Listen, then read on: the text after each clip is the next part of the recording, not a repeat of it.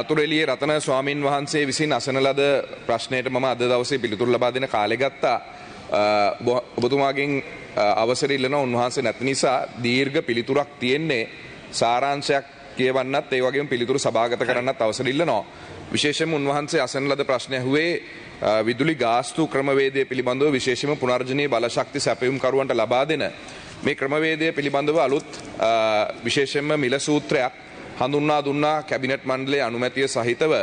මේ හඳුන්වා දීමේදී කැබිනට් මණ්ඩලයේ සියලුම සමාජිකයන්ට ඒ පිළිබඳව දැනුවත් කරලා විශේෂයෙන්ම ලංකා විදුලි බල මණ්ඩලය, ලංකා විදුලි පෞද්ගලික සමාගම, සුනිත්‍ය බලශක්ති අධිකාරිය, ඒ වගේම මුදල් අමාත්‍යාංශය ඇතුළු ආයතන ගණනාවක නිලධාරීන්ගේ කමිටුවක් විසින් තමයි මේ මිල සූත්‍රය හඳුන්වා දුන්නේ. මිල සූත්‍රය හඳුන්වා දීමට ප්‍රධානම හේතුව බවට පත් වුණේ විශේෂයෙන්ම අපි මීට පෙර හඳුන්වා දීලා තිබුණේ ස්ථාවර මිල ගාස්තු ක්‍රමයක් අවුරුදු 20ක් පුරාවට පුනර්ජනීය බලශක්ති සැපයුම්කරුවන්ගෙන් විදුලිය මිල දී ගන්න.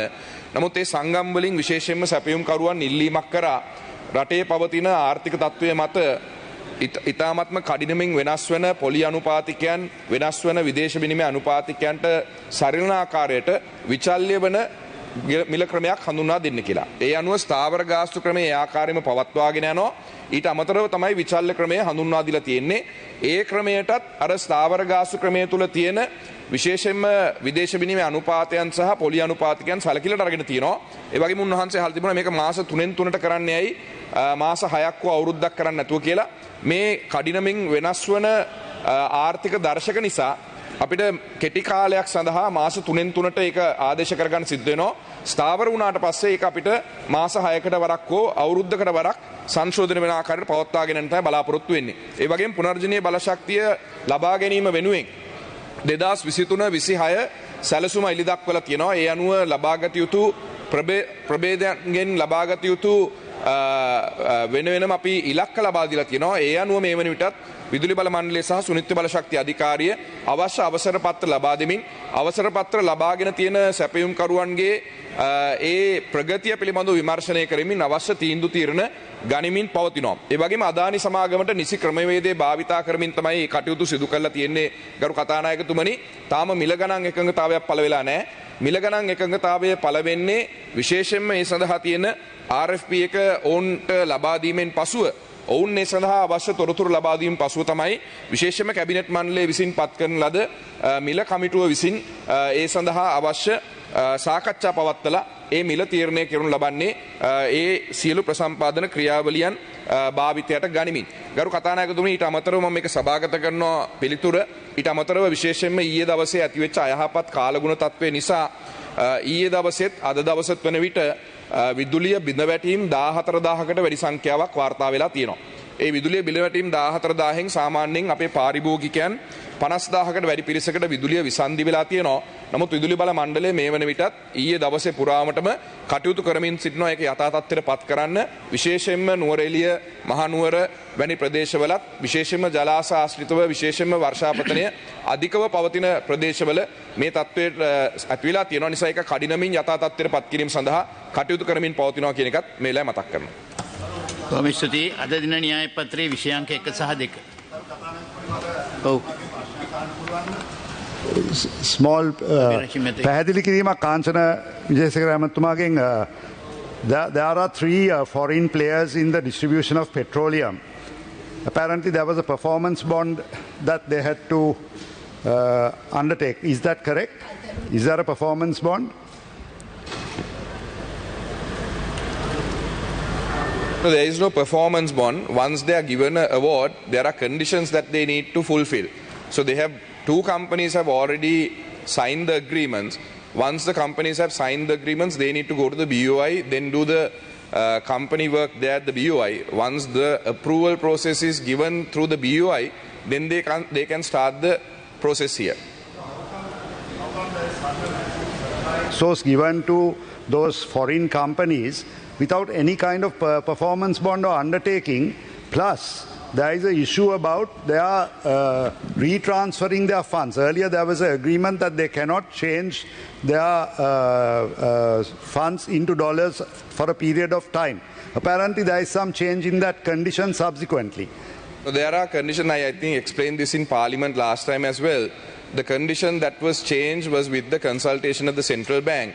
Earlier condition, Honourable Speaker, was that the funds that are being brought into Sri Lanka should be remaining as rupees in account for a period of 9 months and then transferred into foreign currency after the 9-month period. But the central bank recently suggested that the money that is recovered from the sale of fuel as rupees should be converted immediately into dollars and be kept in account for the next 12 months.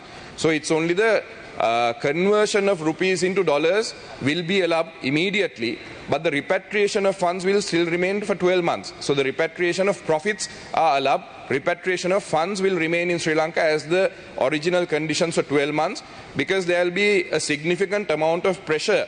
If we try to convert bulk amounts after a 9-month period, there will be a significant amount of pressure on the foreign reserves. So that might lead into variations in the exchange rate. So that's why the central bank suggested, earlier they suggested keep it for 9 months because of the foreign currency situation in the country. But since that will have an impact on the foreign reserves and the dollar rate, they have suggested we can do the conversions immediately. So that is the only condition that has been changed. And the other condition that has been changed was, there was a suggestion that a 1% royalty fee should be implemented on the 3 suppliers or the number of suppliers to recover past losses of CPC. But that was before a 50 rupee tax was introduced by the finance ministry. Since a 50 rupee tax has been already introduced after the scheme had come into play, so that will be a double tax on the suppliers, and that will be passed down to the consumer again. So 1% royalty and a 50 rupee tax would be double tax in the consumer. So since already implemented tax is in place, the 1% royalty had been taken out, but a 50 rupee tax is still in place for all suppliers to recover the past losses, to pay for, not to past losses, to recover the payments for the Indian credit line and the Iranian money that had been obtained back in 2000. Thank you.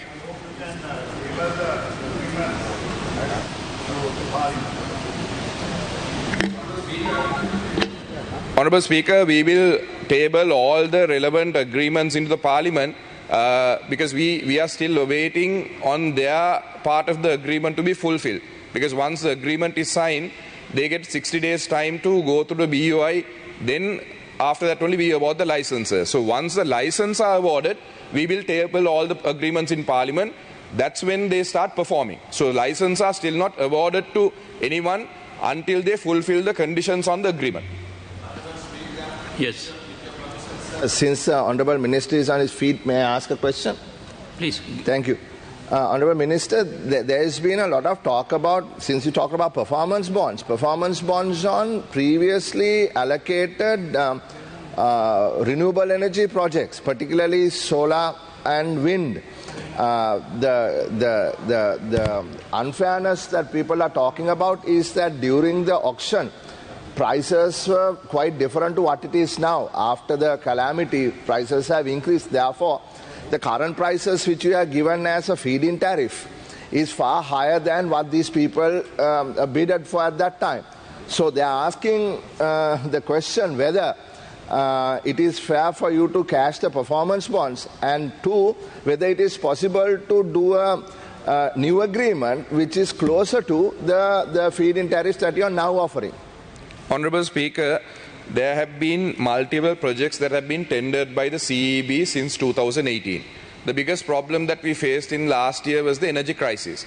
Energy crisis was also due to the foreign exchange crisis, and also due to the some of the suppliers or the developers have not implemented these tendered projects. So these tendered projects, some have been tendered back in 2018, which should have been implemented by end of 2019. By 2019, there was no COVID pandemic or a financial crisis. If someone was getting any sort of delay due to COVID or due to the financial crisis, it should have been tendered projects that had been tendered after 2020 March. So we have evaluated all these proposals. There are about 300 proposals. So we have seek the legal opinion on this as well.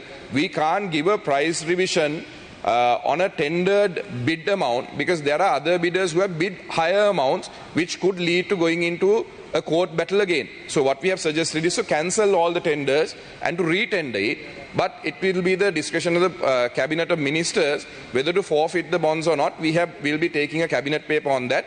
I have given my observations on that. Whatever projects that have been tendered in 2018 and should have been implemented before 2020, there is no justification not to forfeit the bonds. And some of the majority of the projects have already been implemented in that line.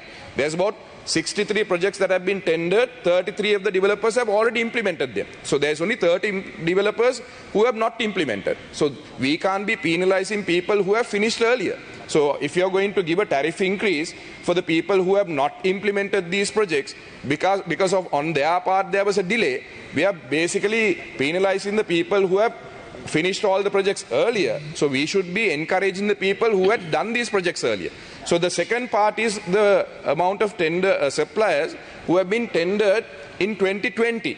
So those tenders we have recommended to the Cabinet of Ministers. I'll be taking the cabinet paper next week or the following week, depending on the cabinet agenda. But what we have recommended is to cancel the tenders, recall the tenders, but forfeiting the bonds because of the financial crisis, to take a decision with the discretion of the Cabinet Ministers. I have suggested not to forfeit the bonds of the people who have faced the financial crisis and also the COVID pandemic since these tenders were done in 2020. So there are two parts of that. Some have already implemented, but we won't be able to give a tariff increase on that. But some people in the 2020 tender, there are developers who have also developed, who have already implemented and connected to the grid. For them, I have suggested to give a tariff increase since they have already done the work, because all the material have been imported to the country after the 2022 March financial crisis. So for those people, we'll be giving them a tariff increase based on a formula that has been done by the ministry officials, but for others to cancel and re-tender the whole thing. Please. No. On that, Mr. Minister, I mean, we have got an official letter. That is why I'm asking. I think many of our MPs would have received that letter.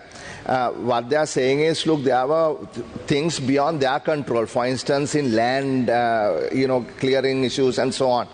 They were not able to procure the piece of property that they were planning to perhaps put up these developments, etc. So I think you should, if at all possible, look at this on a case-by-case basis even, and see whether there are legitimate reasons for why these people are asking for this revision. Thank you. Honourable Speaker, we have looked at each and individual project. For the last 6 months, there was a committee on grievances that had looked at each individual project. And as an MP who has been advocating for competitive bidding, you know that we can't just give a price escalation for people who have bid on the same amount and now asking for a price escalation of 200%.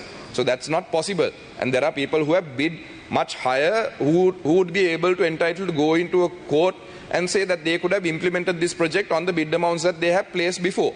So what we can do is cancel the tender, re-tender it, so then they can take part in the tendering process.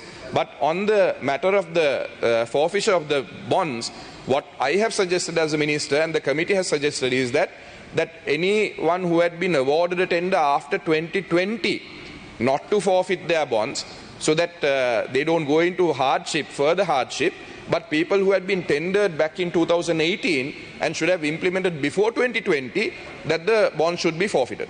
Right, thank you. Honourable, yes. I think you are going to address the House now. No, nothing to do with that topic. Mama